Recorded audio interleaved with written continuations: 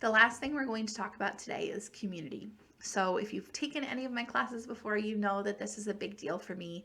That it's my firm belief that you can do social media marketing without an eye towards community. But if you do that, you're really missing out. Community is one of the places and ideas that make social media really special. So you can think of social media as a strict marketing tool where you can think about your ROI, your return on investment. You can think about how many people you can reach. You can think about how much money you can make. And all of those are perfectly valid ways of thinking about social media. But I think it's really important to layer on top of that this idea that social media is a place where community can grow. So that means a lot of different things. It means it's a place where you can support your community, where you can support other small businesses in your community. It's a place where you can build relationships and build trust with your clients as well as your referrers. So if you are a yoga studio, for example, you can build relationships with chiropractic studios or massage therapists or gyms that might refer people to your yoga studio. It's really one of the most special things about social media, and especially Instagram. It's a little harder to nurture community on Facebook than it is on Instagram. And there's another training in my sort of course book specifically on building up that local presence and building community. And so if you're interested in this, I would definitely take that. I think it's only 10 or 15 minutes long. It's very short. But I encourage you to jump over there afterwards if you're interested in diving into this sort of local community aspect a little bit more. But there's a few different ways that you can really simply support your community and build community while also making yourself stand out on social media.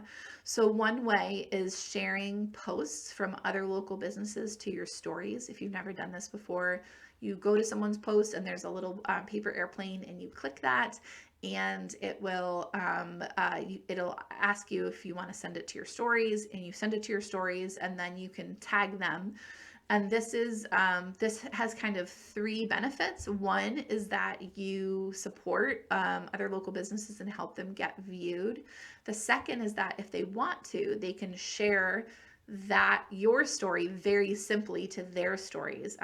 Instagram makes this really easy. So if I tag you, then you'll get a notification that says, would you like to add this to your story? So you can actually get exposed to their customers because you expose them to your customers. So it's kind of like a nice win-win situation. I wouldn't expect for people to share your stories to their stories, but it's a nice thing when it happens. And then the third element of it is just that sort of wayfinding aspect. So reminding people of the community that you're invested in is a way to build trust with clients and with other businesses in the community. So you can share posts as stories. You can comment on other businesses' posts. You can always comment with just like a heart or a firework, but if you really want to help them boost their post, then you want to post with a short sentence. Try not to say something like nice pic, because that tends to sound really automatic. It sounds like a bot. So you want to post like, that the color of the sky in that photograph is amazing, or I love that outfit, or your countertops look great. Like whatever it is, you want to be specific so that it doesn't look like a bot. You can also, in your stories or in posts, you can post about local shopping opportunities. You could do like a mini shopping guide specific to your neighborhood. Again, what that does is it supports those businesses, but it also reminds people of the neighborhood that you're located in. You can ask for support if you need it. So if you're up for a grant and people have to vote, you can ask for that kind of support on social media. You can also offer that kind of support. So if you see that someone else is doing a contest or applying for a grant and they need votes, then you can share that to your stories. You can also just offer support and say like, this has been a really challenging time for us. We realize it's been challenging for you. Like, what kind of things do you need in your community? Maybe we can make a connection. So if you know a lot of business consultants, you could maybe set someone up with a mentor, or if people need business materials, you could set them up with someone who can provide them with some of those materials.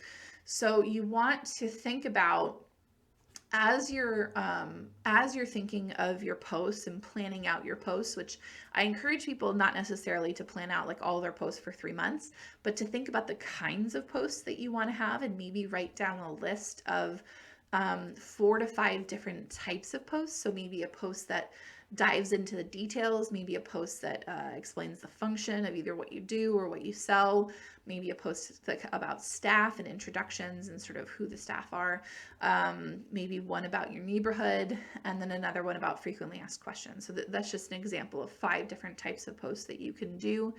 And as you're thinking about those, be thinking about, where can I plug in support for the local community, and where can I plug in reminders of the community that I'm part of. And sometimes that can happen at the same time. So as you're answering frequently asked questions, for example, and you're reminding people of, or somebody asks, how fast do you ship? You can say, like, we ship from Minneapolis on Tuesdays. And so it's just this kind of rethinking how you approach social media, so that when you're posting, you're thinking, what story am I telling? Am I giving my customer, or this potential customer, additional information about the product or service? And am I using this as an opportunity to support my community? And if you do those 3 things, you will stand out, because most social media feeds don't do any of those well. And so, or maybe they'll do one of them well. Maybe they'll have great pictures, but you're like, I have no idea where this business is located. They could be in Thailand. So if you can do all 3 of these well, then you're going to be able to stand out in a way that's really positive. Now, when you do these kinds of things, you're going to see some growth. You're going to see people engage with your product. It's not necessarily going to be super fast, but it's my very firm belief that it is better to have a small amount of local and engaged followers than a large amount of followers all over the world who don't really care about you and your product. So one of the ways that you can do sort of preemptive outreach to people in your community to try and gain local followers is to use local hashtags. So I am not actually a huge fan of hashtags, because I think that for the most part, they're more trouble than they're worth. And that a lot of people get off of social media because they're so stressed out about hashtags that they feel like they can't even post because they don't know how to use hashtags. So they just stop posting. So what I recommend is to really break down the idea of hashtags into the simplest form possible, and to just use local hashtags. So for your community, that could be like hashtag Seattle. It could be Seattle WA, Seattle _WA. But then you can also think about topical local hashtags. So hashtag, Pacific Northwest hikers, or hashtag like Pacific Northwest wedding photographers.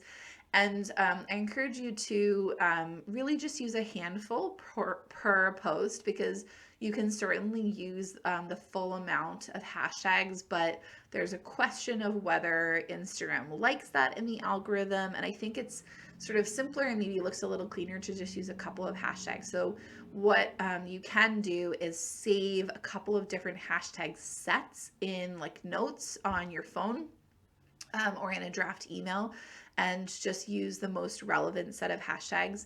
I personally only use hashtags about once a month, if that even. I don't put them on every post. I just put them there occasionally on things that, if somebody was moving to my town and used local hashtags, the kind of information that I would want them to find. So like, I don't need them to find the post where I like sprained my ankle, right? Like I need them to find the post that talks about how often I teach workshops, or, how to find my webpage, those kinds of things.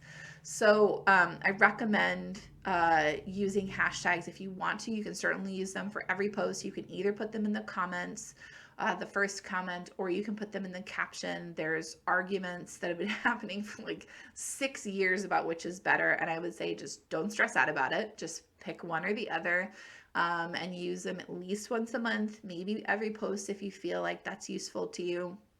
But then one of my favorite things to do is actually then click on those hashtags and like and engage with some of the people on those hashtags. So, for example, I'm a small business consultant. I work a lot with solopreneurs and people who are just at the beginning of their entrepreneurship sort of journey.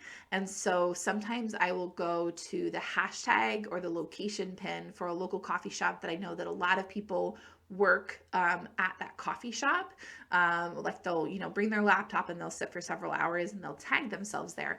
And so if I see the same person popping up in that geo pin or in that hashtag several times, and they always have their laptop, or it looks like they're always having a meeting, then that's a good indication to me that this could be a potential customer. And so I go over to their feed and I like a couple of things, and maybe I follow them if it's something that I would like to see in my feed. I'm not a big fan of follow for follow, so I don't just follow people to try and make them customers. I really only follow people if it's something that I'd like to see in my feed on a consistent basis. And then you can comment on their posts like, oh, I love that coffee shop too, right? It doesn't have to be like, I actually recommend that it not be like, I'm a small business consultant, we should chat. It's more like you're sort of introducing yourself casually by just making some comments on their posts. I don't recommend, if you see people have posts of like their kids, I try and avoid those posts. I don't comment on them or like them if it's somebody that I don't know. One of the best things about this strategy is that you can only see hashtags and geopins from people who have public accounts or you already follow.